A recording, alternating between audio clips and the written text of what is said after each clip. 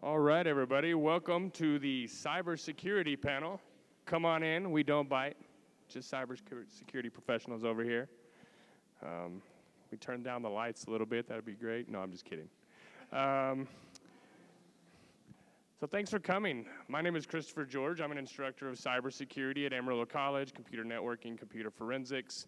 I've been in IT for 25 years, and I am happy to moderate this panel today. To the right of me, I have Mason Stewart. He's the Vice President of Network and Information Security at Andrews & Associates. It's an IT solutions MSP, or managed service provider. He has worked in the IT industry, primarily focusing on network and information security for 10 years. He's also an adjunct instructor of cybersecurity at Amarillo College. He teaches our Security Plus courses there. And he served as a sergeant in the United States Marine Corps, specializing in communications for command operations centers and personal security details. He worked to secure communications during operations in various specific countries, from the frozen mountains of South Korea to the arid outback of Australia and several island countries in between. Thank you for your service. Excellent.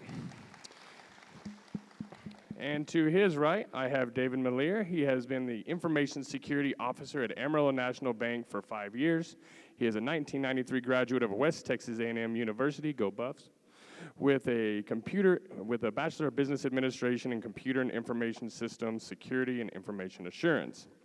He has worked in the information technology field for 30 years and is currently a Certified Banking Security Manager and a Certified Banking Cybersecurity Manager. Nice to have you, David. And to his right, out of Lubbock, Texas, born and raised, Jake Mitchell is the Vice President of Business Strategy for Bazaar Solutions, a managed service provider based in Texas with a nationwide reach. Jake has a strong focus on network security and cybersecurity. With over a decade of experience in telecommunications and IT, Jake has specialized in corporate sales and leadership. His career expands over several industries, including technology, networking, and cybersecurity. Jake worked his way up from an entry-level position to earn his seat at the C-suite table. He is passionate about helping his clients learn how to protect their network and implement strategies that help protect their business and client data. So thank you very much for coming all the way from Lubbock. Excellent. So I wanted to start this panel kind of with like a backward design approach, like we would use in the classroom, like starting with a problem as it occurs. And so let's say Memorial Day weekend, you're a small business owner, you've taken the weekend off, you've taken Monday off, and you come in on Tuesday morning and all of your systems are encrypted with a message that says you must pay a ransom or you will not get your data back. This is a scenario that some have had, but I want wrong answers only. I just want the wrong answer. So any wrong answers on how to handle that when that happens? Mason? Hopefully not quit your job immediately. How about anybody else? Wrong answers? Spitball them. Also, crowd participation in a second as well. Wrong answers, David? Wrong answers. Well, I know what I would do, but I'm not sure that that's right or wrong. But I would immediately look to see what my last good backup is. But I think that's actually one of the right answers. That's a good right answer. I guess we'll take a right answer, too. Oh, I guess I would just pay the ransom. That would be a wrong answer. Yeah, there you go. Nice. I was about to say, just paying the ransom or potentially just not doing anything. I mean, you got to do something at that point, right? I would lock the door and go to the golf course. I'm like, I'm not doing this today. Can I get anything from the crowd? Just anything. Just spitball it. You don't have to raise your hand. Wrong answer. Pay him? Move to Tahiti. Wrong answer. I like that. So we start with the wrong answer, and because there's a lot of things that could happen whenever something like that happens. So working backwards from that, what does someone do when they've been attacked, when they experience something like ransomware or denial of service attack or something that is affecting their business from a cyber attack? What should they do? I think it's assessing the scope of the outbreak or the cyber event. We don't use the word breach because that has implications with insurance. But assessing the scope of the impact, you can't really fix the problem until you kind of know what all is affected by the issue. Yeah, we would do the same. We would look to see what the impact is, how many of our systems have been encrypted. We would go and look at, then we try to track back from that to see when the incident happened so that we would know exactly where our recovery point would be. We have a lot of built-in fail safes for that, but if our endpoint protection system didn't quarantine the original access or entry point, that would be why we'd have to that's important to finding that, see where it started and why it started. But that's on my side. On our IT side, they'd be looking at backups. Okay, how long is it going to take us to recover? So my job is to make sure once we do recover that it doesn't re-encrypt our system again. I would reverse engineer it just a tad bit. At that point that you see that on your computer, one, I would unplug the computer, of course, but two, hopefully you've got some sort of disaster recovery plan in place with your IT, and you've actually practiced that via some sort of tabletop exercise. The worst thing that you can do is walk in on Tuesday morning and not know what the heck to do, right? You don't know who to call. You don't know your top 10 customers that you could potentially lose. So I think the most important thing is actually practicing and figuring out what you've got to do ahead of time so that you can mitigate the amount of damage that you cause to your own organization. I like that, the disaster recovery plan. Small business owners in the room, we got some disaster recovery plans in place, or do we even know what that is? I know many of you have, you wear many hats, and IT is not one of them. Specifically, something you have to do to keep your computers up and running, to take care of your customers, to do your business. But having a plan, I think, is a real good start. It's kind of like a fire drill. Like, what happens? So I think having the plan and then continually updating that plan and make sure it stays current. The worst thing you can do is make a plan this year and then 5 years from now something happens and you dust the cover off of that plan and it's no longer viable. The systems that you use are different. The people, the contacts you need to inform or communicate with no longer exist or have changed. And now you're adding more pressure to a situation that already has an immense amount of pressure. So the whole point of the disaster recovery plan is to almost be like a script. So you don't have to think about what to do. It's already laid out, and you just have to follow the order and not have to think about what to do in that moment. And that's the importance of the tabletop exercises. You can lay out your plan and design what type of attack you want to practice for without actually infecting your system so that you get to do it firsthand. And then you can identify the gaps in your plan and then add things to your environment that can kind of take care, like when we say, oh yeah, we don't have a good endpoint protection system, we can go out and find a better one. But it helps you identify those plans and make sure that your plan is working successfully. And something important as well, you've got to think about the implications of what's going to happen to your business. And think about the small things as well. Something as simple as the contacts that you need to reach out to, whether it be vendors, whether it be clients. Majority of us all have some sort of CRM that we keep all of our contacts in. If you come in on Tuesday morning and that is locked down and that's encrypted, do you have something in paper form that you can go back and look through to call your top clients, to call your vendors? If your computers and your systems are locked down and you don't have some sort of recovery plan in place, and you also don't have any of the materials that you need to recover, it's going to make your life a living hell moving forward. And you're going to lose money, right? I mean, the revenue, you have employees who are wanting to use the system, that needing to use the system, your clients need access to the system, or you need access to their systems, business stops. And that's why, a lot of people are like, they tell me, oh, my information is not important. Who would want to hack me? I'm not important. I'm not an important person. My phone, what's on my phone's not important. Why would they want my stuff? And it's that disruption of business that's caused from it. They may not be targeting you specifically, but it's the disruption of your business is the aftermath of them targeting everybody to find the low-hanging fruit. And we're just trying not to be the low-hanging fruit, because we know that you can spend billions of dollars on cybersecurity in the federal government level and still get hacked and get targeted. So it's not a throw money at it problem. I always tell people whenever we consult on, information security is you can spend millions of dollars on your information systems, but if you forget the small things like physical security and someone can just walk in and plug anything they want into your network, then all the $1 million you spent securing your infrastructure was all for naught. So there's many scopes, and the DoD, Department of Defense, uses the term defense in depth and layering security.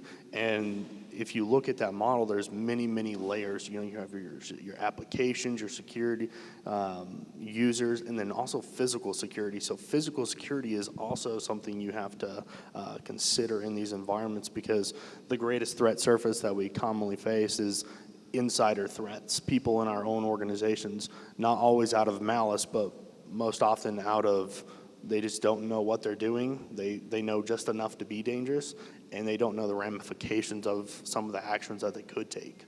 So protecting from many angles and having multiple layers built up is very, very important. You brought up the insider threat. At Amarillo National, our biggest concern is the accidental insider threat, which is a good employee that works hard, does her job great, gets an email one day, clicks on a link, and all of a sudden that's the entry point for a ransomware attack or a data exfiltration or something like that.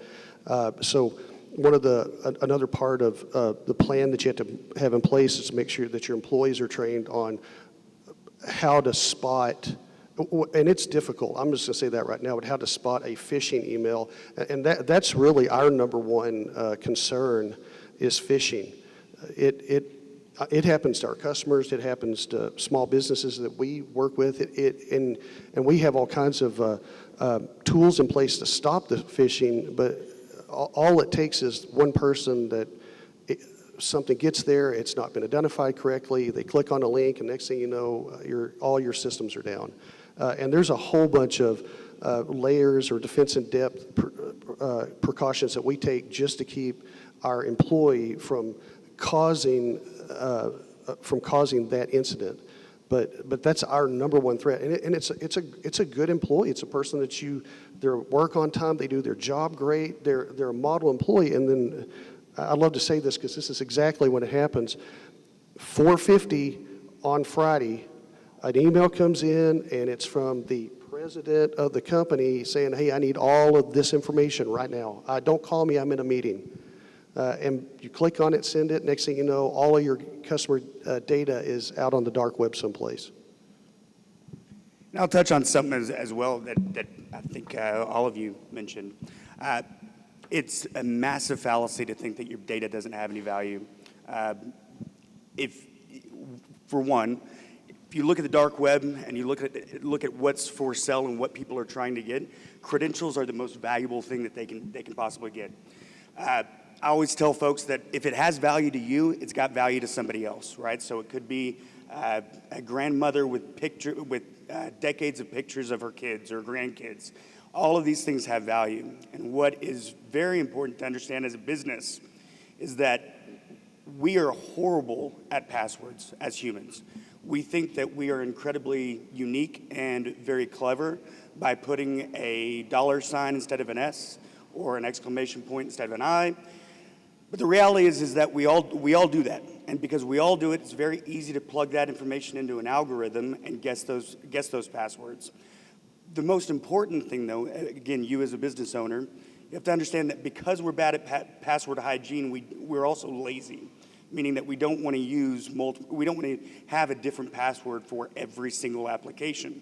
So instead, we use the same password and username combinations, and we tend to intertwine that between business and your personal life, your consumer life. So if I can get into your Fitbit account and get that password, chances are that if I can just look up on Facebook, or if you go to truepeoplesearch.com, I would recommend everybody do that. Go to truepeoplesearch.com, put in your name and the city that you live in. You will be amazed at the amount of information that is scraped from the web. So again, if I can hack into your Fitbit account through some sort of vulnerability, chances are that password's going to be the exact same password that you're using for your corporate network or for your work network. And if certain things aren't in place, multi-factor authentication, a few of these different steps that you can take to mitigate your risk, if those aren't in place, somebody just by getting your Fitbit password, which is ridiculous, you don't think that it has any value, they can then hop into your corporate network. And then even from there, if you don't think that anything is important, it's not always about what you have, it's what you also have access to. So you can island hop, and a perfect example of that is the Target breach. The Target breach didn't happen because somebody wanted to immediately get into Target. Well, they wanted to get into Target, but they didn't initially hack Target. What they did, they went through one of their HVAC vendors that had control of the thermostats on their network. They got access to a vendor portal, and then they were able to steal billions of dollars, tons of fines, all of that. And that all started with a secretary accepting a phishing email, and they got access to every credit card that Target ran for quite a while. So just be cognizant of that. It's not just about your Dropbox that has, quote unquote, nothing in there. There's a lot of implications that those can have. One other thing to think about is passwords in general. Like you're saying, a lot of people use the same passwords, home, business, out on the web someplace. And what you should do is control your passwords on your corporate environment. And I'm not going to say you need to use multi-factor authentication or MFA because that can be expensive for some companies to implement. But you should at least require your users to have at least an 8-character complex password. I'd actually recommend a 12-character complex password. I use a 21, and then have it where it changes so many often. We do a 90-day policy where every 90 days you have to change your password, and I believe we have it where you can't use that same password for at least 10 iterations. And if you're using, say, Microsoft Active Directory to control your user accounts, that's fairly easy to implement.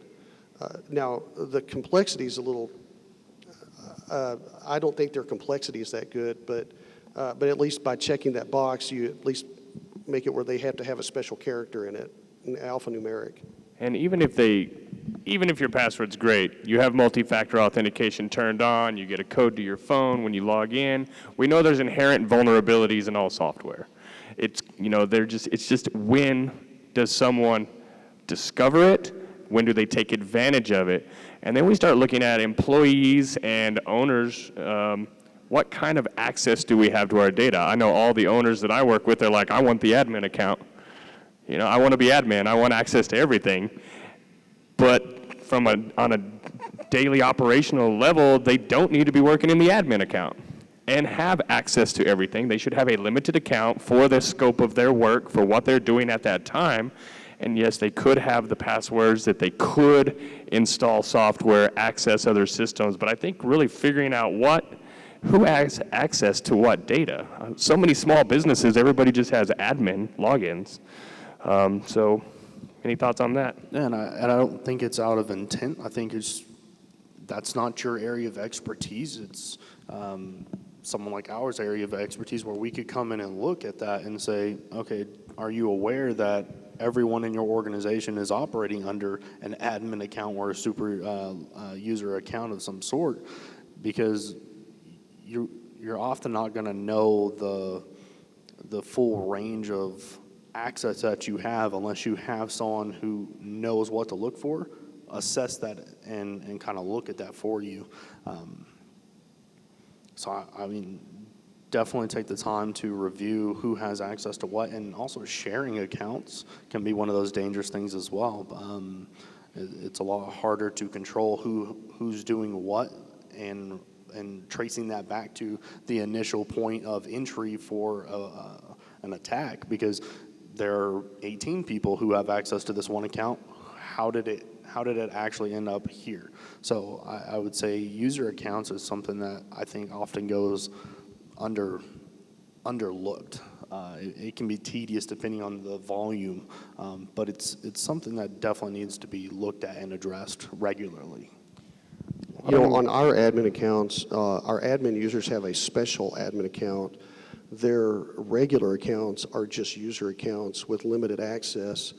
And the reason we set everybody up like that is because if I do click on a link that requires admin access to install something, if I don't have admin rights on my PC, it's a lot harder to install it. And it's a lot harder for it, if it has admin on my PC, it can go to other PCs and connect to those accounts. That way it spreads throughout your organization. And the admin count doesn't, you can set user accounts up to have access to any data you want. You don't really need an admin account. It does take a little bit of work, but it's well worth it when you're trying to protect your information or your customers' information. And I think we talked about previously when we were talking the other day, the difference between IT and cybersecurity. How many people have an IT department in their business, their small business? Raise the hands. Anybody got an IT department? All right. And do we have cybersecurity specific, or is it just IT? So we have some cybersecurity specific, but a lot of times it's IT or no IT. Maybe you have a managed service provider who handles your IT. And so what's the difference between IT operations and cybersecurity operations, and how do we handle that from a small business perspective? All right, so it's common to think that IT and cybersecurity are the same thing because they both operate on computers. But in fact, they're very, very different. IT's responsibility is really to make sure that all of the technology works to its greatest capacity, it's as efficient as possible, and the workers are productive within their environment. Cybersecurity is the direct opposite. Cybersecurity, we want to put as many controls and as much security in place that it makes it really hard to do things. And inherently, by doing so, you can cause some issues in an environment. It becomes somewhat tedious to have to call up IT and ask for that admin password or ask for escalated privileges.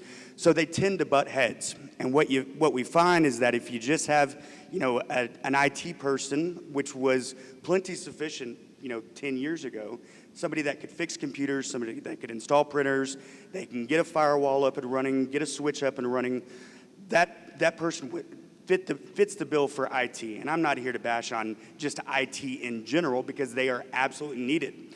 But in today's day and age, you've got threat actors that their entire job is to get around Norton Antivirus or any of these tools.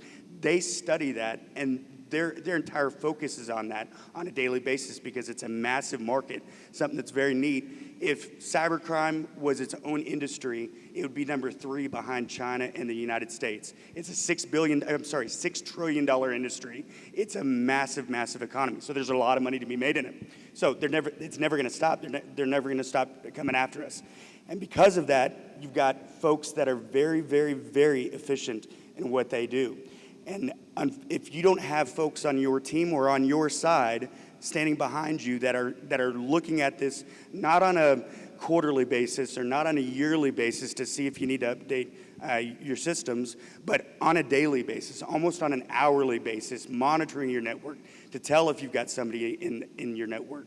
One thing that we're about to see that's going to affect pretty much everybody in this building, if you take any sort of financing or if you introduce anybody to financing, June 9th, we've got the FTC safeguards rule that's going into effect. If you haven't read on that, I would absolutely read up on that. Again, there's a ton of requirements that the FTC is requiring. It's going to affect, again, everybody that, even if you just facilitate a loan, if you introduce, a car dealership, for example, if they introduce somebody to financing, they're going to fall under those FTC safeguards. So, again, you want somebody that's looking at your compliance, looking at your regulations, looking at the governance. Even if, if your IT company or IT guy is saying, yes, I'm doing this, look at your governance, meaning, are they actually doing what they say that they're doing? Are they testing those backups? That's incredibly important. And unfortunately, just an IT person that fixes those computers probably isn't as knowledgeable, or that at least that's not their focus to pay attention to those types of things. our cybersecurity department isn't even in IT. In some companies, you'll have your chief information officer, and it'll also be your chief information security officer, and they'll wear two hats. And where that structure kind of falls apart is it's also his job to make sure that the systems are up and running and you have access to stuff. So a lot of times they'll err on the side of, okay, well, we'll just not worry about this, these security regulations because we've got to get this working. And once you get something up and running, it's hard to go back and fix it. Ours is in our risk management department. So we have a different chain of command, and we actually have access to our board of directors, which a lot of the IT department has to go through their IT director. We work very closely together, but I'm the oversight on the IT department to make sure that they're following all of our regulations. So in addition to managing some of our security tools, I also write reports on what's happening and then submit those to our chief risk officer and our board of directors so that they'll have an idea of what happens in our IT department.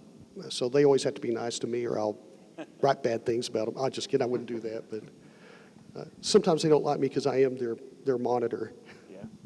Security's not always they don't always like cybersecurity. Like, you have to change your password. It has to be 22 characters, and you got to change it every 10 days, or we're not going to be safe. It's not a very good policy, and it makes us not very likable. But, we're trying to secure things. Yeah. So, but from an MSP perspective, you have many clients, many small businesses that do not have, they don't have their own IT department. They don't have their own cybersecurity. They have software and hardware, and then they have an MSP to manage that day-to-day operation and duty of securing the network.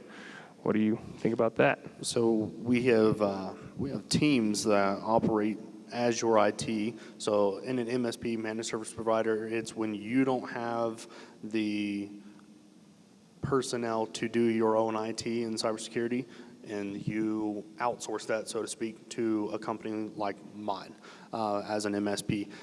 You also have MSSPs, which is special. All they focus on is security.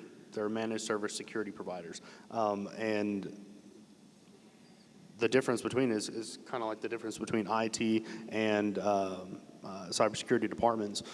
So with an MSP, you're generally going to find you're going to have a lot of people that are kind of wearing the multiple hat scenario, where they may have the infrastructure to have teams that specialize in your cybersecurity needs, which is great.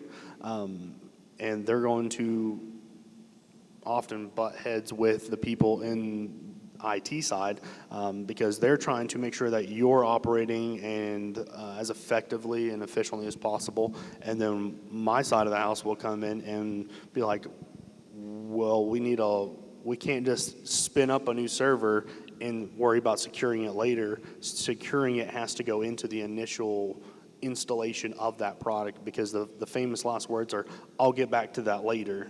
We never actually get back to it later.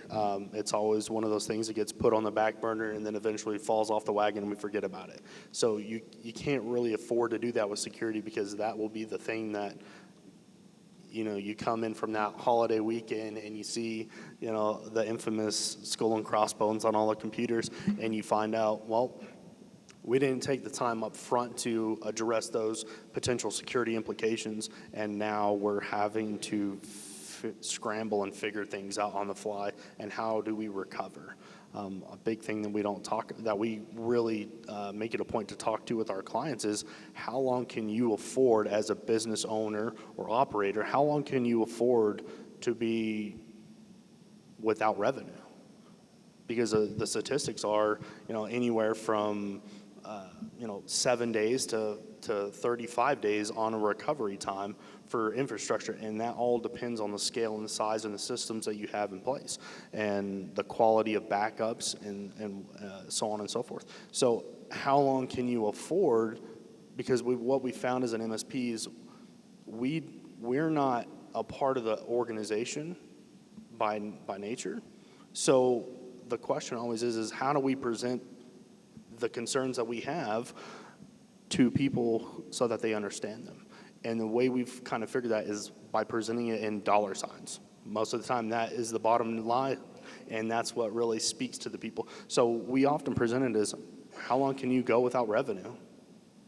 How are you going to pay your employees without having a revenue source? Do you have enough? Do you have cyber insurance to help cover these costs? If you don't have that and you're not investing in the cybersecurity, then a lot of these things, do you have the financial stability to be able to pay out of pocket for all new servers, all new infrastructure, and also pay employees to do what you need to do? So those things that we come in as an MSB, we often have to present that, and you don't normally get that from the desktop support team or anything like that. It takes having a specialized team who comes in from a compliance standpoint. If you're dealing with medical information, we will hold you to the fire, so to speak, on HIPAA compliance, because we want you to understand that you are at risk if you are not on par with HIPAA compliance. That not only is your organization at risk for substantial fines if you were to be breached and that information was leaked, that all the patients and people's information that was breached, they all have an opportunity to take legal reprimandations against you. Can you afford all of that attorney fees and settlements and stuff like that? So there's a lot of different things that you don't really think about if you just look at it from an IT perspective. You have to have the cybersecurity perspective in there, because that's the game changer nowadays. We often say it's not a matter of if we have a cyber event, it's a matter of when we have a cyber event, because Chris touched on it earlier. Well, I don't feel like my business is valuable. I'm too small. No one's going to attack me. I'm in the panhandle. But oftentimes, it kind of goes back to the whole, it's not a matter of your information is important. It's a matter of who do you have access to? And we call it a supply chain attack, where you're the initial point of ingress getting into a system. And if I have ties to the government agencies, well, oftentimes state attackers will attack the people who have access to the government's information. As opposed to taking them head on, they attack the small little companies that have access to their information, because they're a lot more vulnerable, most likely, and have that transitive trust that they can just hop into the government's infrastructure. So, yes. We have cybersecurity insurance. The phrase, are we in compliance? How do I, when you have a managed service agreement with a third party, how do I determine, who am I complying with? What are the benchmarks or the check-offs that, yes, we're in compliance? So there's several ways of looking at that. He said if we have cyber insurance and we need to be in compliance, they have a managed service provider. Like, who are they answering to about this compliance? How do they know they're in compliance? Who are they in compliance to? And I'm sure everyone can answer a little bit different on that, but yeah, go ahead. On the cyber insurance, I've got like a bunch of things that actually help me organize my cybersecurity program. But over the last 3 years, it's been the cyber insurance questionnaire that they send out. And what they normally do is they'll ask all these questions, and a lot of these questions come from best practices, or and it's like, hey, do you do multi-factor for all your employees? And sometimes you'll say yes, sometimes you'll say no. What you can be assured is the first year they ask that question, they're just asking it. The next year, it's a requirement. So when you see something pop up on a cybersecurity, which they're not really going by any regulations, what they want to do is find it. They don't want to give you cyber insurance to begin with, because it's expensive. And so they come up with all of these, this is what we want you to have in place just to qualify for it. And so this year we had some questions that we were able to answer yes to, but they were just questions. Next year, those will be requirements just to get our cyber insurance. On what we follow, we have different government regulators that pass down, these are the requirements that you have to conform to. Now, we can interpret those any way we want to. We just have to make sure that when the question's asked, we can check the box one way or another. With small businesses, it's different. I don't always know all the requirements, but there are, you can usually look up a list of cybersecurity best practices, and it'll give you, I think there's the top 20 from the, Cybersecurity Internet Storm Center or something, which is a really good one to follow. So I'm basically trusting my insurance provider. I've seen the questionnaire, you know, and I can answer a fraction of it, and I send it to our service provider, and they do the technical side. So I'm basically trusting my insurance company to be up on the right page and what questions need to be on that. Well, it comes to risk. It really comes to risk, right? So we have risk. That is, in any business, there's business risk, just operating a business. So we have cyber risk. Just like an insurance company will tell you, how risky are you? Can I give you car insurance, vehicle insurance? How risky are you? This is how much it's going to cost. This is how much we can cover you for. Business insurance does the same, and cyber insurance is just that transferal of risk.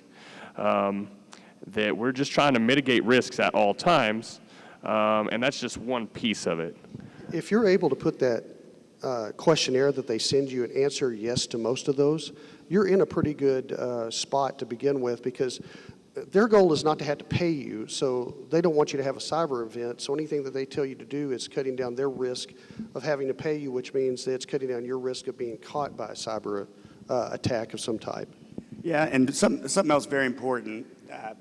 So my clients will send me their actual policy for me to review prior to signing it, both general liability as well as their cyber insurance, because we're seeing it more and more. To answer your question, what regulations, it's really set forth by whatever insurance policy that you have. So insurance company A will have different rules or different requirements than insurance B. And different industries too, right? So it depends on their industry as well, right? Your industry so as whatever your industry is, healthcare, HIPAA, federal government, FSMA, payment card, data security standards, PCI DSS. So there's two parts to that. One, you want to make sure that you are doing everything that your insurance policy is asking you to do.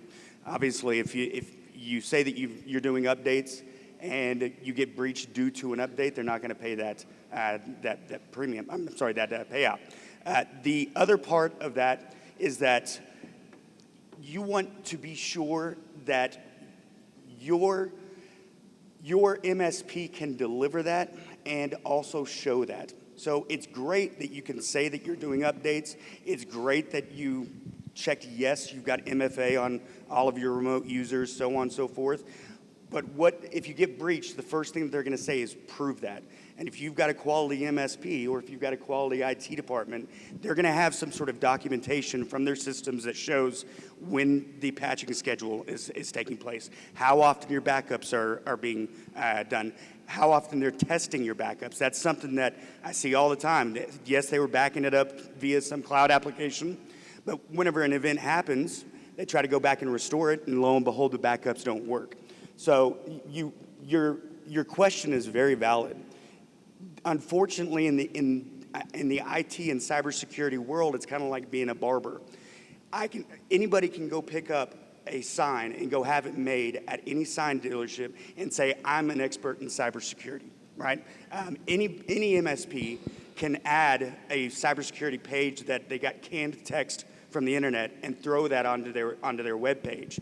You really want to vet your IT person. Ask those hard questions. Have the technology business reviews quarterly and ask them what changes they've made. Ask them to bring the documentation. And if you see that either one, that documentation is fairly rudimentary, it's like they typed it up in a Word document, you might want to start asking some questions, right? You really want to find somebody that truly has some systems in place. Our policy term is 1 year, Okay. and every year I get that question in. Gotcha. I'm counting on them to have come up with something in the last 12 months that was not on the previous 12 months. Maybe that's too much to ask for. Yeah. But I immediately send that to the provider, but I have never sent him the insurance policy language. Yep. That's my point here. Yep. Because so they say we comply with the insurance questionnaire, they need to double check that insurance policy language. They do, because again, you don't want to get into an insurance policy that they're asking you to do something and your MSP is not doing that, or your IT department is not doing that. They're not providing that documentation. They're not providing, they're not testing things. I mean, again, if specifically in the HIPAA space, you know, I hear it all the time that from folks in healthcare that the big bag, you know, HIPAA boogeyman isn't going to come, right? Because truthfully, I don't know if they are. But the interesting thing is that attorneys and other industries are catching up to cybersecurity. And so attorneys have figured out that, hey, while I might not, you know, maybe I can't go and, maybe HIPAA is in the OCR is not going to come by and fine these companies in the event of a breach, but attorneys have caught up to the fact that, okay, well, I can just file a civil lawsuit against your business and collect money there. And we're seeing a lot more of that, a ton more of that. Your liability is increasing as you acquire more data, and that's just another risk that you're falling victim to. It is all about risk. We're going to take some more questions from the crowd. We've got about 10 minutes. Sandy Turner. Okay, I have a question that's kind of operational because of an experience I had earlier this year that I haven't really even addressed yet. We have our own cyber policy, and I am reviewing protocol, but I'm reviewing the insurance side of it, which I should have, I guess, launched already. But my biggest breach this year was none of my own doing. I use proprietary software in my business that I get from a national concern, and they literally vanished from the face of the earth in December and didn't come back until February with no word to anybody. I mean, the website and everything died. And my practice was on the brink for a while there because we were trying to figure out if we were going to have to bail and go find somebody else, and that would have been a horrendous amount of time and energy and expense.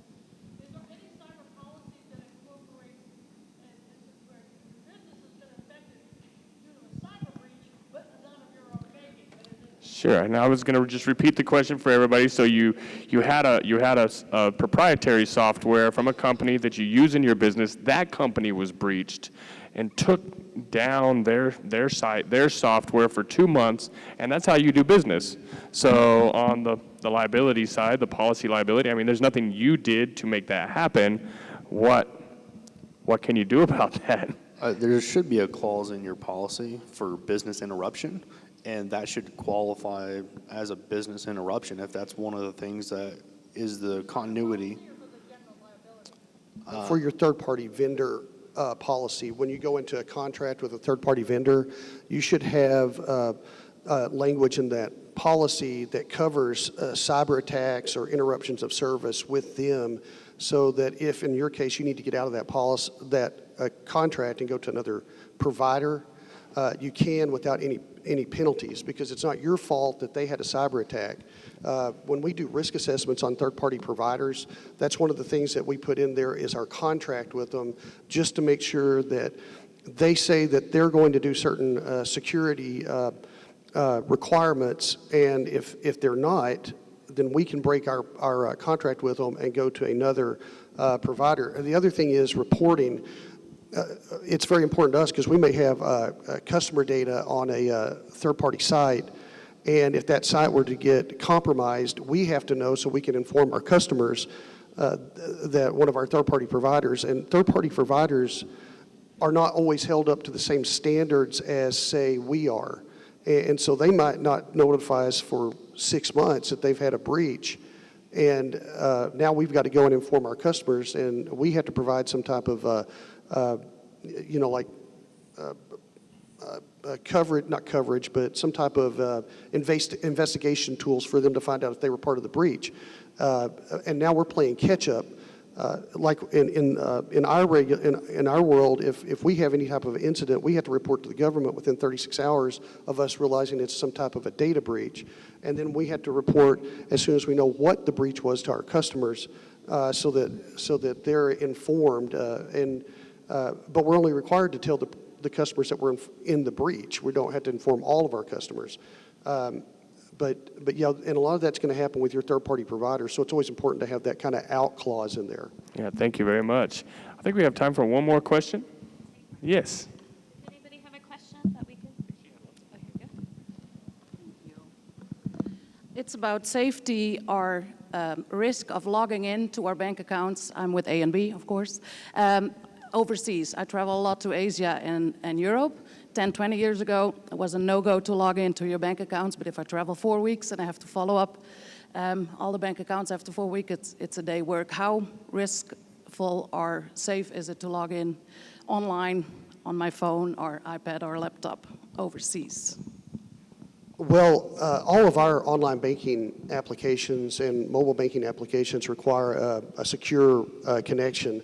So as long as you're not, as long as you're, I'm going to say not using like your coffee shop wireless access, your free access point to connect, you should be relatively assured of safety because it's going to establish a secure connection between your phone or your computer and your and our site. What's that? Yeah, and I wouldn't use those. Yeah. Yes, don't. Open Wi-Fi is easily. We can do what was called a man-in-the-middle attack, where I set up my laptop to be an open Wi-Fi spot. You connect to it, I decrypt all your information, and you still connect to your site, do all your transactions, but now I have your username and password. Now, one other thing that we have is a secure code that comes to your device. So the first time you log on with your phone, you're going to have a secure code that you have to enter. That sets that device up to be a secured device to connect. So if I get your username and password and then try to connect, I still have to get that code, which is going to go to your phone, your telephone number, and then I'm going to call you and pretend to be the bank saying I need that code, and I'm going to hope that you don't, the bank's going to hope that you don't tell the code to them, but once you give me that code, then that defeats the multi-factor that we have in place. So just because somebody, that's something I should say, just because somebody calls you from the bank saying they're from the bank, don't ever trust them. Call the number that you know is like in the phone book, the main number, and then ask for that person. Because we do have that's a lot of fraud that we get is somebody pretends to be us, you give them a code, they get onto your account, they change all the alerting, and now you have no idea what's going on with your account.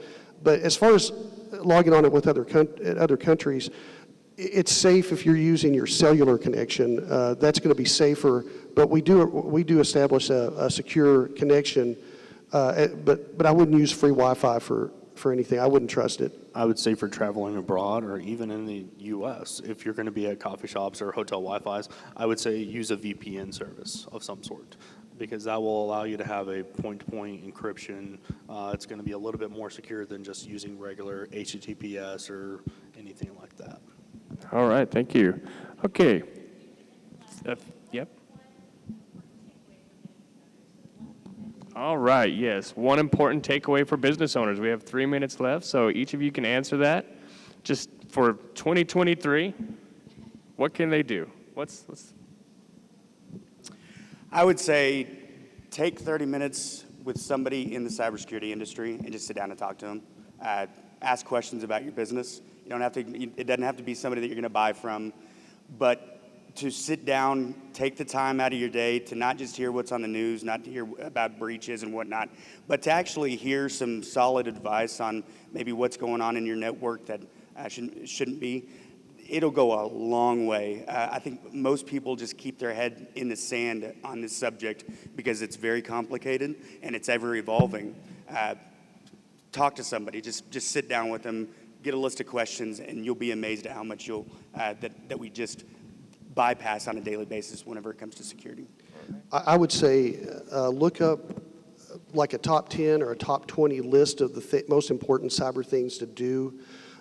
Make a plan and then follow your plan. Make sure that you're doing each one of those. They're usually not very hard to take care of. Make sure your passwords are changed. Make sure you patch your systems. Just the basics a lot of times will keep you out of trouble. I'd say identify what information you're working with in your organization and then find the compliance that associates with that. It's kind of going back to the question that you asked. Your insurance isn't necessarily going to make sure that you're HIPAA compliant if you're dealing with medical, so make sure you don't get those two confused. Your insurance has no invested interest in you being HIPAA compliant if you deal with medical. Now, they do want you to be compliant to a degree that they feel comfortable with to give you a policy. but they're not going to make sure that you're HIPAA compliant, or CJIS if you deal with criminal justice information, or PCI DSS if you deal with credit cards. So find the things that you operate with and do some research or consult a cybersecurity expert to see if there is a compliance that you can be compliant to and work towards those goals. All right, thank you. And I would just say educate yourself and educate your employees. Just even at the basic level, just educate yourself a little bit on the subject and try not to be the low-hanging fruit. They'll go for someone else if they're going to go jiggle the doors, and maybe they'll just move on. But definitely don't be the low-hanging fruit. But thank you very much. Thank you to the panel, and thank you all for coming. We appreciate you.